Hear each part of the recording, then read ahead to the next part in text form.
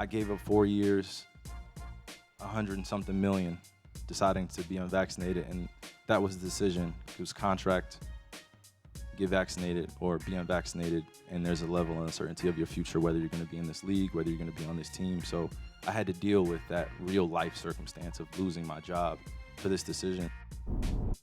Well, everyone has their own perspective on the events, and Sean Marks sort of refuted that a little bit and said it was not an ultimatum, but that was when the negotiations stalled. What do you think about Kyrie's stance?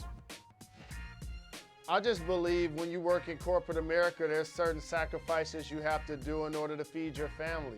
Fortunately for him, he's been in the league a long enough period of time where he didn't have to compromise what he felt to earn his check. And as we look in hindsight, we both know how this works. What he's describing is the other contracts beyond the Nets, possibly like his shoe deal that didn't get renewed.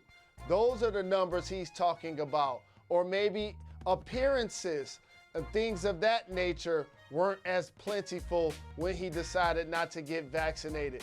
But a lot of that is highlighted based on where he plays, not necessarily about whether he was vaccinated or not. If he would have played in another city like many other NBA players who aren't vaccinated, he wouldn't have been forced to miss half of the home games. But since he decided not to get vaccinated and he plays in New York City, that ultimately ended up being the consequence that led to dominoes of James Harden being unhappy and eventually being traded. When KD goes down with injury, that forces you to have a lower seed. Now when you have a lower seed, you play against a team like the Boston Celtics in the first round, you can't recover from that.